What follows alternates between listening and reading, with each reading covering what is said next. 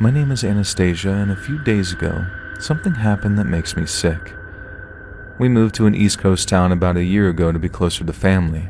So close, in fact, that my aunt, her wife, and my cousins are only a 10-minute walk from my house. Granted, we are very spaced out and borderline rural despite living about 15 minutes from the outskirts of a big city.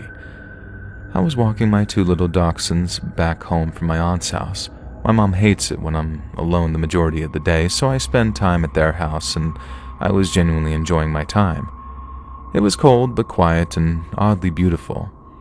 I got home, fed my pups and two birds, and FaceTimed a friend. I was talking with them and doing chores and was admittedly being loud and giggly when taking out the trash of the cans on the side of my house.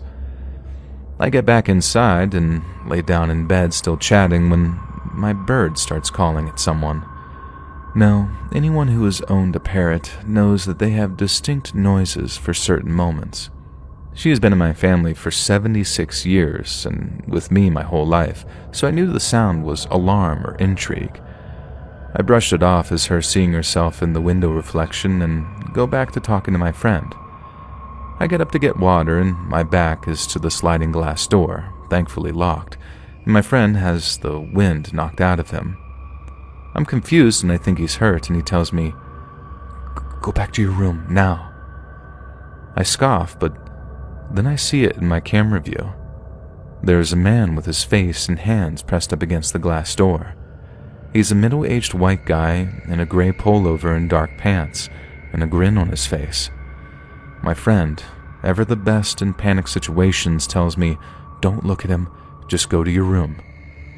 I was shaking so hard. I'm blubbering and decide to lock me and my dogs in my closet. My parrot is still going crazy. English isn't my first language, and it's bad when I'm shocked, so I revert back to my native language, which he doesn't know. Luckily, my friend knows to take charge, and he tells me that he'll be over in 10, and he calls the police. I'm thinking that I can run to my mom's room and find the gun, so if the guy comes into the house, I can blow a quarter-sized hole in his chest. I'm debating getting up when I hear tapping on my window. It's slow and intentionally creepy, and my stupid dog starts barking. I'm ready to accept my death at that point. I'm a teenage girl, home alone, and I'm about to die. Wait, my aunt should be about to leave for work right now, and I shoot her a quick text. "Emmy, there is a man at my window, please help me." The tapping has stopped, and I think it's over when I realize something that makes my heart drop into my stomach. I left the front door unlocked when I took out the trash. This keeps getting worse, and I beg my friend to hurry. The tapping thankfully returns to my window, and I can only close my eyes and hope that someone gets here fast. It feels like an eternity, crying to another teen who's breaking multiple traffic laws. Never before have I ever been grateful to hear another man's voice yelling outside my house at 1 a.m. It was my God-sent neighbor. Apparently his pregnant wife was having bad nausea and went outside on the deck, and where it's situated you can see my whole backyard. She got a bad feeling after seeing the unfamiliar man approach the door and woke her husband to check it out. And I thank God every day for her because I think she saved my life. I let my neighbors into my house, and my aunt comes about 4 minutes later, packing major heat, and my friend not long after. I go from home alone to an impromptu house party of concerned people. The police come like 10 minutes later, like they didn't just take 30 minutes to arrive to the scene. What the freak, is this normal? On the brighter side, my bird wasn't too alerted by this encounter and went back to eating not 5 minutes later, and my dogs were just happy to see people. My friend has been staying the nights with me since, and I'm finding it hard to be home alone despite the fact that an arrest was made.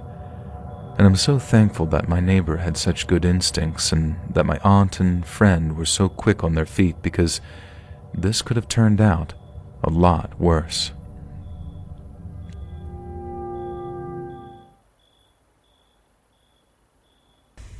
Hey guys, thanks so much for all the support. If you haven't subscribed to the channel yet, please feel free to do so.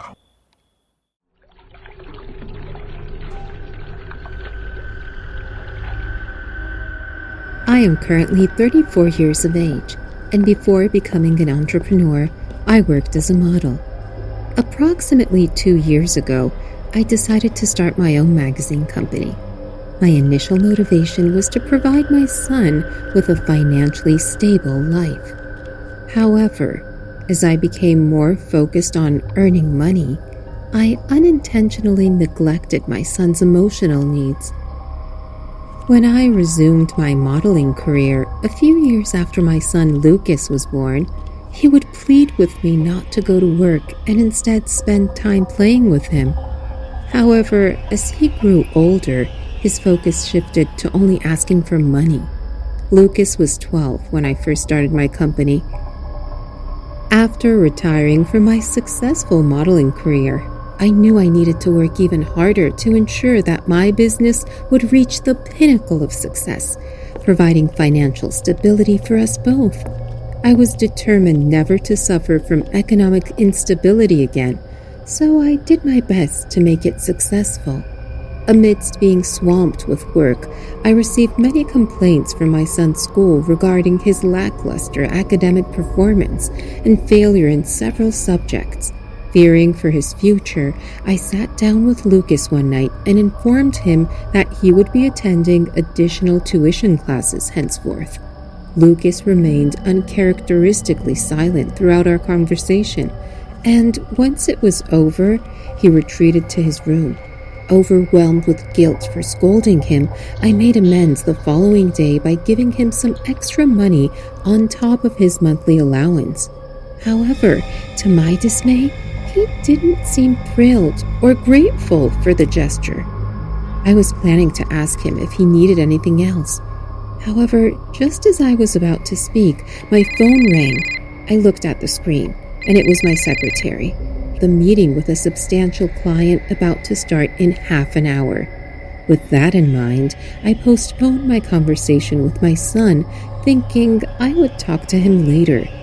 Yet, as I turned to leave, I couldn't help but notice the expression on his face. It was a peculiar look, one that gave off an eerie feeling. His demeanor was nonchalant, as if utterly indifferent to his surroundings. It left me with a sense of unease as I walked away. A week passed, and I completely forgot about that due to all the work swarming on my desk. Then one day, I got a call.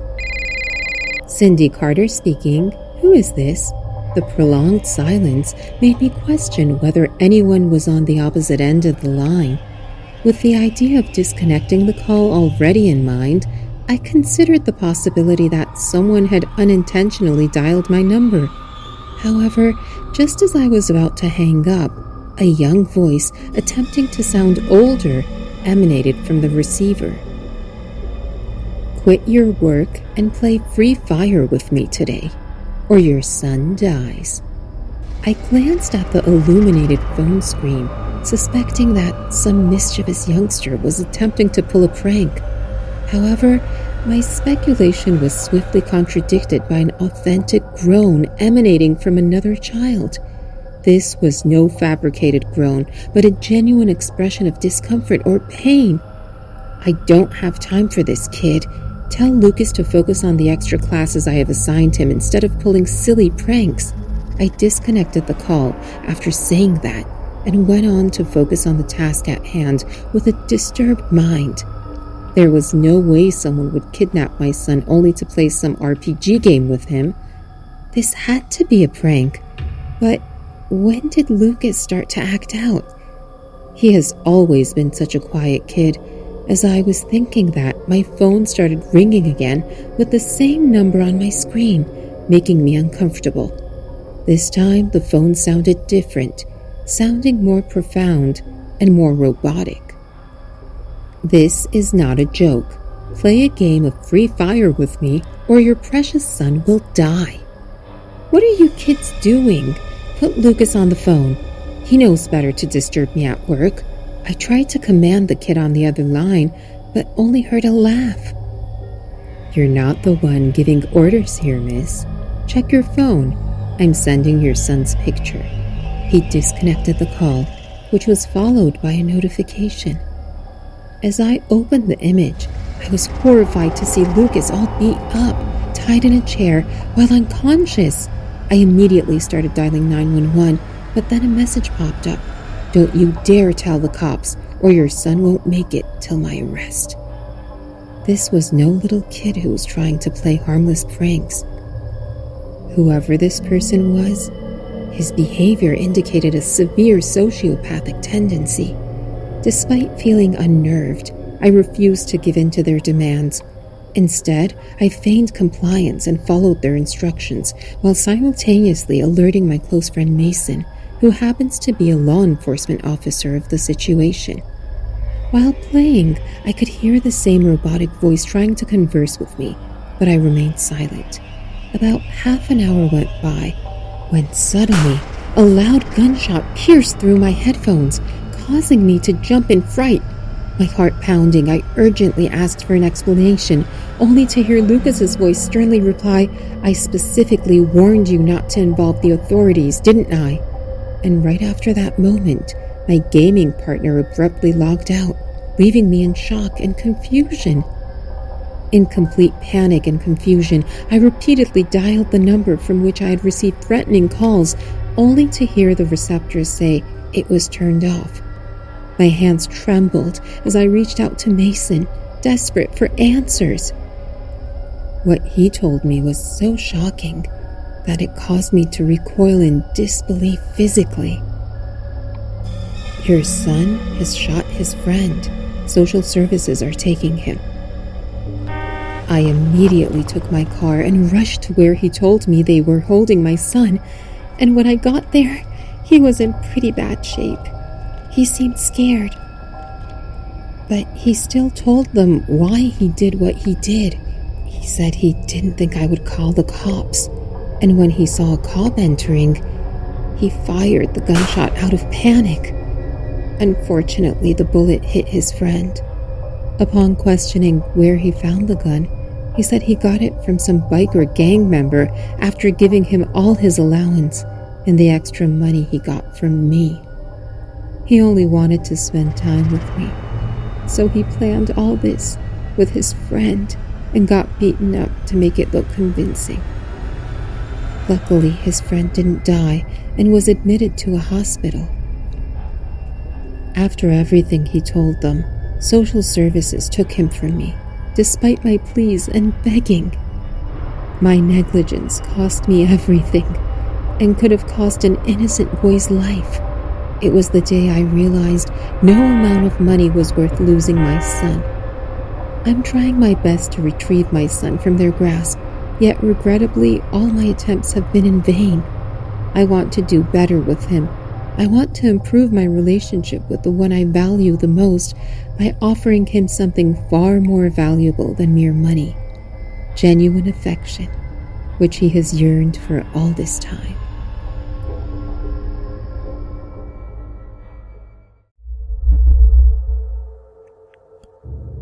Just to give some context, I'm currently in the UK, and the town where I live in is known for its drug scene, but doesn't have a violent crime problem to speak of. I think that's why I found what happened so shocking, because I lived in London before, and while some messed up stuff did happen to me there, it was nowhere near the level of what happened to me earlier this year. My partner and I live together in our flat, which is in a relatively busy residential area. I work from home, however, and he's out of the flat quite a lot, so I guess it might look to an outside observer like I live alone.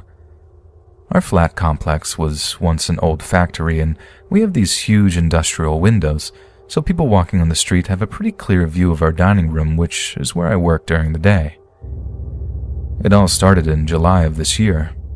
I'm ashamed to say that I can be a major rubbernecker, and a lot of drama occurs on the road outside of our flat, so I look out of the windows often during my workday for some light entertainment. The best was a 2-hour breakup I got to watch unfold in the car just below our window, but that's besides the point. One day, I got up to make myself a cup of tea, looked out of the kitchen window, and saw this guy just staring at me. I was struck by how intense it was and how he didn't look away, even when it was obvious that I was looking back at him. I felt creeped out by it, and I tried not to let it bother me. We have a lot of drug addicts and other weird characters that hang out around here, so it didn't seem like such a big deal. I went back to work, and by the time I'd sat down at the table, he was gone. About a week later, my partner had gone to visit his dad for the weekend, so I was excited to hunker down and catch up on some of my favorite shows alone. After about 30 minutes, the buzzer to the flat went. The buzzer is so loud and it scared the heck out of me. I was lucky my popcorn didn't go flying out of my hands. Now, our flat complex has this big porch where teenagers and addicts love to hang out because it provides shelter from the rain and about 4 people can sit down inside of it. Sometimes people lean up on the buzzers by accident when they're hanging out in the porch, so I assumed that was what happened. After a few seconds, however, the buzzer went again, and again, and again. Someone was pressing it in this rhythmic pattern. It's something I know my partner does when he's forgotten his keys, and it's kind of our code for me to let him in, which is why I found it so disconcerting. At first, I was worried he might have missed the bus to his dad's house and had decided to come back to the flat. I was nearly about to buzz him straight in when I thought it would be a good idea to pick up the phone first and check who it was. As soon as I picked up the phone, the person standing near the intercom must have heard because they said, "Hello?" It was definitely not my partner. I asked who it was and why they were buzzing the flat so late at night, but all they said was, "Can you let me in?" I asked them why they wanted to come in, and they said, "You invited me, remember?" While they were talking, they kept kind of laughing under their breath, and the whole exchange put me on edge. I told them I had no idea who they were and just hung up. I was expecting them to start pressing the buzzer again, but they didn't. After a few minutes, I crept out of the flat to have a look at who was on the porch, but they were gone. My partner has to get up early for work, whereas I'm more of a night owl. Most nights, I'm up until about 2 a.m. or 3 a.m. working on my laptop while he's asleep. A few nights after the intercom incident, I was on my laptop watching YouTube videos and realized that we'd forgotten to take the trash out. This happens a lot, and it's not uncommon for me to take the trash out at around 1 a.m. or 2 a.m. At least it wasn't until all this happened. I put my slippers on, grabbed the bag of trash, and took it out to the curb outside the flat's main entrance. When I looked across the street, there was this guy standing on the opposite street corner. He was watching me, and his eyes followed me all the way from the front door to the curb. I noticed he was smoking, so I assumed he lived in one of the houses across the street. I remember even thinking, wouldn't it be creepy if he tried to come over here? As I put the trash bag down, I caught a glimpse of movement out of the corner of my eye. I looked up and saw him walking in a straight line across the road towards me, with his eyes fixed on me the entire time. I don't know how to describe it, but the look on his face filled me with this instinctive sense of dread. It felt like someone had just turned my stomach inside out. I pulled my keys out of my hoodie pocket, turned around, and ran to the front door. I've never felt that kind of fear before, and it was like my body was compelling me to get as far away from this man as possible. I got into the building, slammed the door behind me, and rushed to my flat without looking back. I didn't want to know whether he followed me or not. I told my partner about the whole thing the next day and how shook up I was. We agreed that we'd be more proactive with trash, and I've never taken it out late at night again. Fast forward to the beginning of August, about 2 weeks after the trash incident, and I'd pretty much forgotten all about it. I was still too scared to go out late at night on the road, but nothing weird had happened since then. I went to bed at about 2 a.m., but I felt restless for some reason and struggled to get to sleep. By about 3 a.m., I was contemplating whether or not to give up and go do something else when I heard the scream. The sound cut right through me. There was something visceral about the terror in that scream. I knew it was bad because my partner went from stone cold asleep to being up in a shot. He asked me what it was, and I said I didn't know. I went to the window straight away and looked out. Down one of the side roads near our flat, I could see headlights, but I couldn't get a clear view of the car.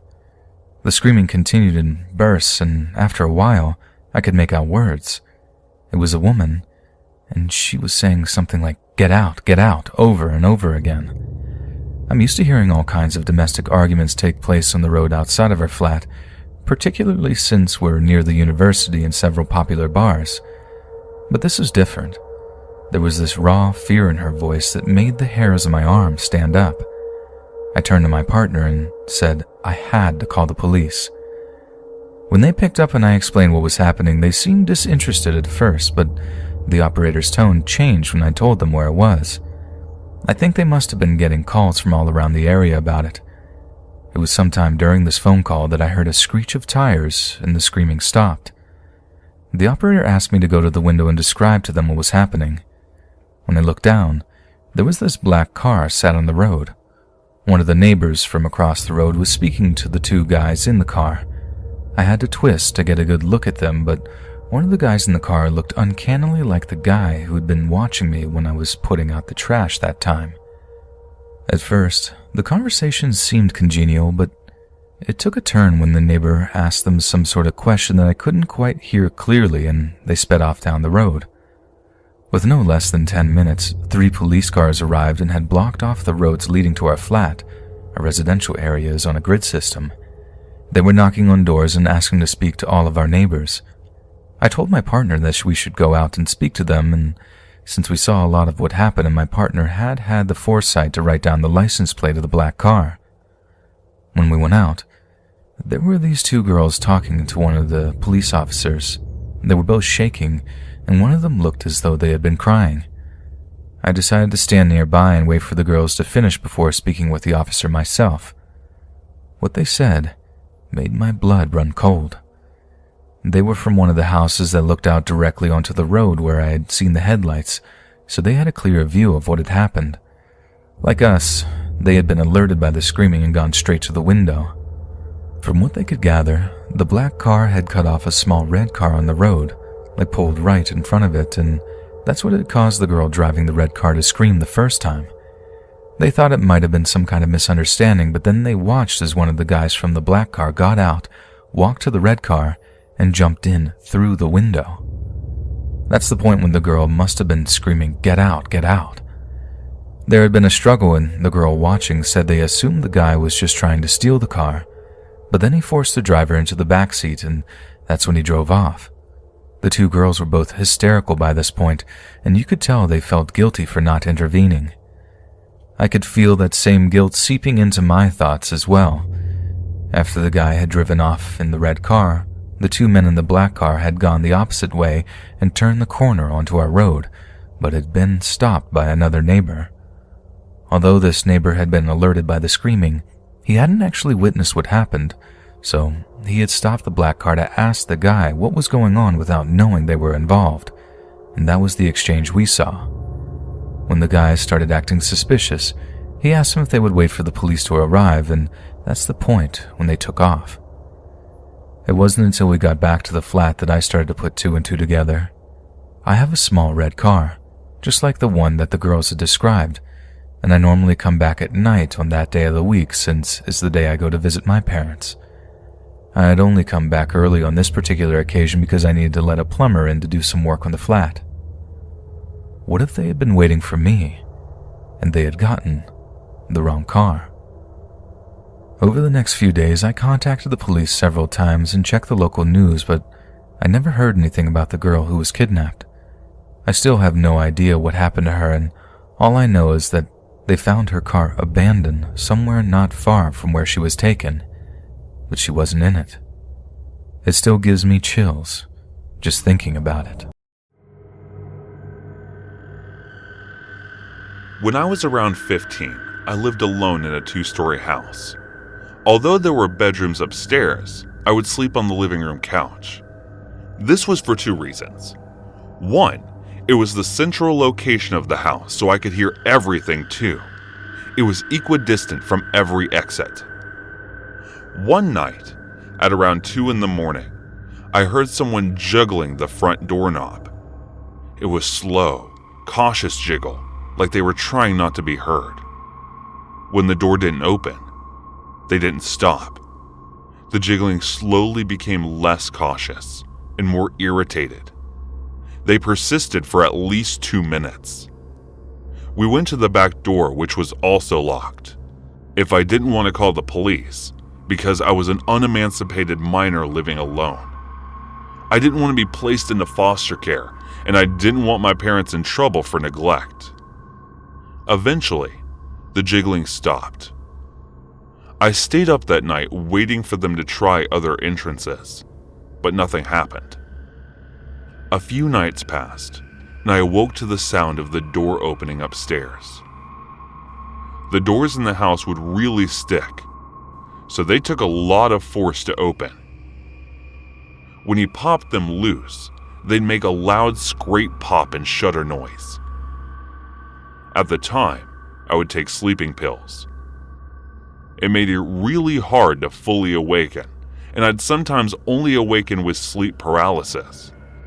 I couldn't determine whether I dreamt the sound or whether I woken up from it. I started to fall back asleep and thought I heard the door close like grinding of wood rubbing together. Then the sound of bed springs screeching like weights were being shifted. I thought, maybe someone is homeless and they thought this was an abandoned house. I was super tired and wasn't sure if I was actually conscious. I fell back asleep and awoke to the feeling of somebody watching me. There were stairs parallel to the living room door, and I could see them from the couch.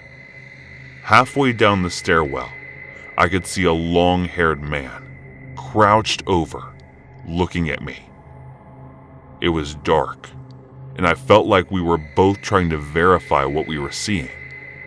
I kept a metal baseball bat by the couch and grabbed it. Slowly, the man erected his body and without turning backed up the stairs. I just listened for him to leave or waited for him to come back down. But I heard neither. It was like he just stood at the top of the stairs waiting for me. I didn't go back to sleep. I heard nothing, even until sunrise. When I left for school that morning, that questioned what I'd actually experienced. I had my boyfriend over later that evening. As we approached the house, he said, "Hey, your windows are open." I looked in the room to the sticking door was wide open. I told him what I'd experienced the night before, and he helped me check out the house. After finding nothing, I enclosed and locked the windows. I figured it must have been a hobo. Once they realized somebody lived there, they left. I still stayed there that night, but I didn't take sleeping pills. I woke to the door opening again. This time, I knew it was real. They knew somebody lived there, but they still returned. At this time of my life, I had little value for my life. I had no fear of death because I knew where I'd go. I decided that I wasn't going to hide in my own house. I got my baseball bat, turned on the lights, and went upstairs. I yelled something like, "Listen, buddy, I'm coming up. Be out by the time I get there." I heard nothing and prepared for the worst. I checked the rooms and the closets, but I found nothing, and the windows were still open. I checked the downstairs and found nothing as well. I felt pretty silly after finding nothing, but still stayed out that night. I got ready for school the next morning and saw that the window was open again. It occurred to me that I hadn't checked under the beds when I'd done the search. I didn't have my bat with me and bailed. To think that Intruder was possibly hiding under the bed as I searched the house is spooky, but I'm partially relieved that I hadn't checked. If I'd been down and come face to face with the man beneath my bed, the story may have ended differently.